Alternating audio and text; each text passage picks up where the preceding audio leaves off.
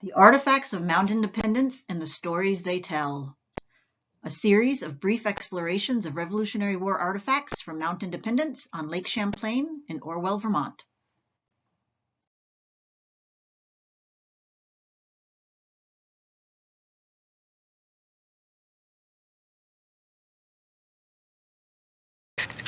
Hello, this is Mike Blakeslee. Welcome to today's edition of Artifact on the Mount.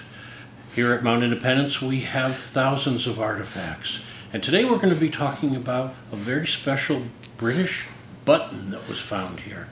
Now this button has a 40 on it. Quite often, the buttons, let's close in on the button a little bit.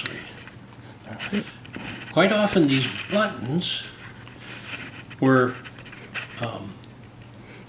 had the unit number on the front of the button. So in this case, it's the 40th Regiment of Foot, the British Army. And one of the most fascinating things about this button is that the 40th Regiment of Foot was never at Mount Independence or Fort Ticonderoga. They were in Canada and then went down to New York and took part in all the battles in New York, the Battle of Trenton, but they were never here. So how did this button get here? Was it part of the captured uniforms that were brought back from the Canadian expedition?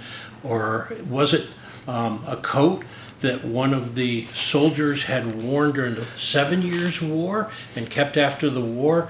And now on the American side, he wore it here, dyed as a American coat. It's hard to know.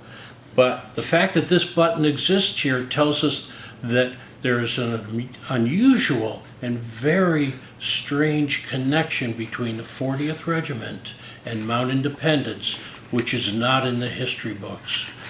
We have numerous regimental buttons in our collection, but the 40th stands out as being something that shouldn't be here.